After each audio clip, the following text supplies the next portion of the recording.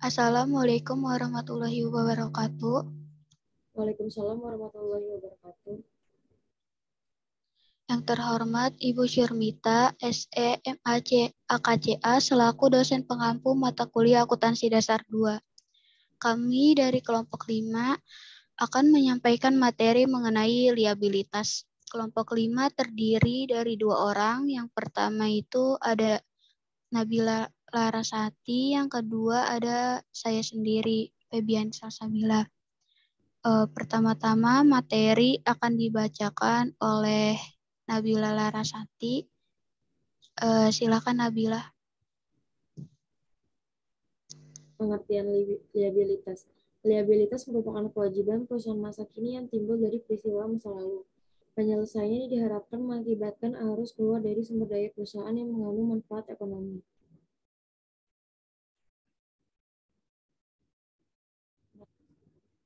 Berdasarkan PSAK 55, terdapat 2 kategori liabilitas keuangan, yaitu yang pertama, liabilitas yang diukur pada nilai wajar melalui laba rugi atau at fair value through profit or loss. Yang kedua, liabilitas lainnya yang diukur pada biaya perolehan diamortisasi atau financial liabilities at amortized cost. Selanjutnya, liabilitas terbagi menjadi 2, yaitu ada liabilitas jangka pendek dan liabilitas jangka panjang. Perbedaan liabilitas jangka pendek dengan liabilitas jangka panjang yaitu perbedaan pada kedua jenis liabilitas tersebut biasanya pada waktu penyelesaian, di mana liabilitas jangka pendek dapat dipenuhi dalam siklus nomor operasi perusahaan atau dalam 12 bulan setelah tanggal pelaporan. Sedangkan liabilitas jangka panjang diselesaikan lebih dari 12 bulan setelah tanggal pelaporan atau lebih dari siklus normal. Jenis-jenis liabilitas pendek.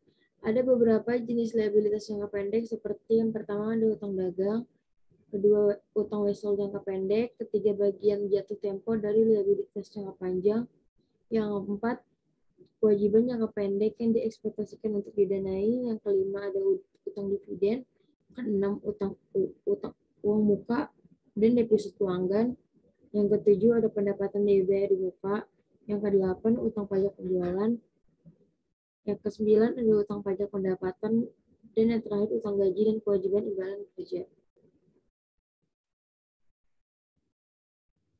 Liabilitas jangka panjang. Kewajiban imbalan yang pertama ada kewajiban imbalan pasca kerja, kedua utang kredit bank jangka panjang, yang ketiga utang sewa pembiayaan, yang keempat liabilitas jangka tangguhan, yang kelima pinjaman subordinasi, yang keenam surat utang jangka menengah.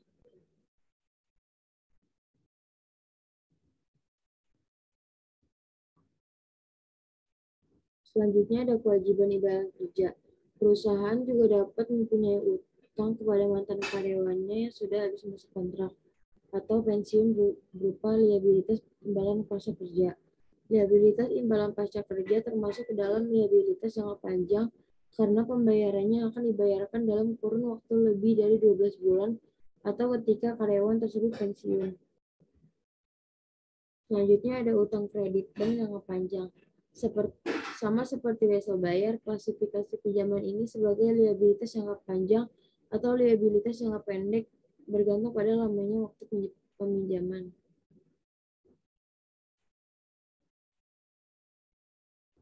Nah, utang sewa pembiayaan.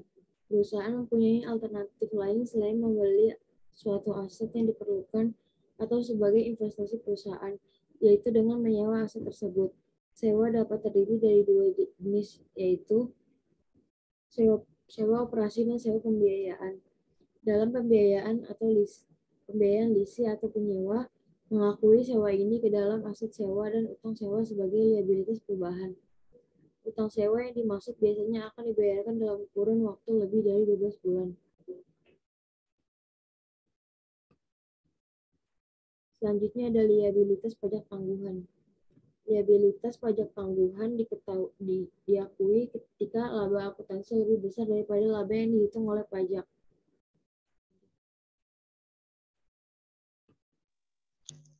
Peminjaman subordinasi. Pinjaman subordinasi adalah pinjaman yang memenuhi syarat-syarat sebagai berikut. Yang pertama, ada perjanjian tertulis antara bank dan pemberi pinjaman. Yang kedua, ada persetujuan terlebih dahulu dari Bank Indonesia. Dalam hubungan ini, pada saat bank mengajukan permohonan, bank harus menyampaikan program pembayaran kembali pinjaman subordinasi tersebut. Yang ketiga, tidak dijamin oleh bank yang bersangkutan dan telah disetor penuh. Yang keempat, minimum berjangka waktu 5 tahun. Yang kelima, apabila pelunasan dilakukan sebelum jatuh tempo, harus ada persetujuan dari Bank Indonesia bahwa dengan pelunasan tersebut permodalan bank tetap sehat. Yang keenam, apabila terjadi likuidasi, hak tagihnya berlaku paling akhir dari segala pinjaman yang ada. Salah satu contoh pinjaman subordinasi adalah obligasi subordinasi. Pengakuan dan pengukuran awal.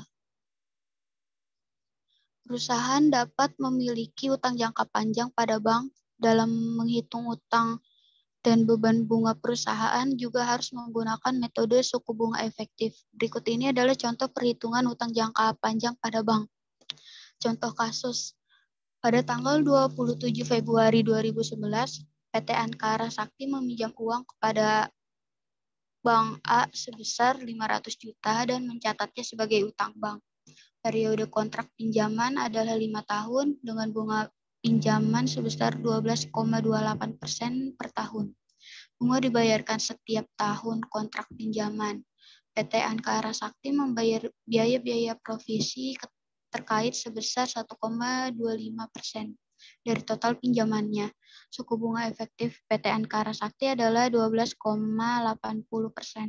Liabilitas yang dimiliki oleh PT Ankara Sakti ini diukur dengan metode biaya amortisasi.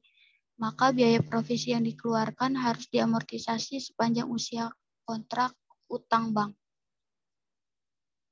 Berikut adalah perhitungan arus kas dengan metode suku bunga efektif berdasarkan PSAK 55. Dan berikut adalah jurnal transaksi. Pada awal, yang pertama itu ada pengakuan awal di mana kas di debit dan biaya belum diamortisasi di debit serta utang bank di kredit. Yang kedua, setahun setelah pengakuan awal, yang pertama itu ada beban bunga di debit dan penyesuaian akrual bunga di kredit. Ada utang bank di debit, penyesuaian akrual bunga di debit, dan kas di kredit. Selanjutnya ada beban bunga amortisasi biaya di debit dan biaya belum diamortisasi di kredit. Selanjutnya pelepasan liabilitas. Liabilitas dihentikan pengakuannya atau dilepas jika liabilitas tersebut berakhir, yaitu ketika liabilitas yang ditetapkan dalam kontrak dilepaskan, dibatalkan, atau kadaluarsa. Beberapa situasi terkait dengan penghentian pengakuan liabilitas keuangan adalah sebagai berikut. Yang A, pertukaran di antara peminjam dan pemberi pinjaman yang saat ini ada atas instrumen utang dengan persyaratan yang berbeda secara substansial dicatat sebagai penghapusan liabilitas keuangan awal dan pengakuan liabilitas keuangan baru.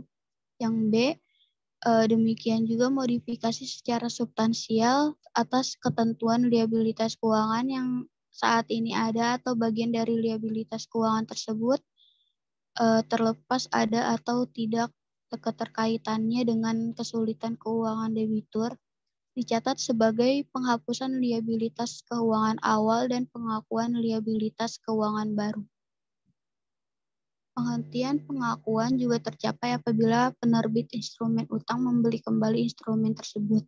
Maka entitas mengalokasikan nilai tercatat sebelumnya dari liabilitas keuangan tersebut kepada bagian yang tetap diakui dan bagian yang dihentikan pengakuannya berdasarkan nilai wajar relatif dari kedua bagian tersebut pada tanggal pembelian kembali.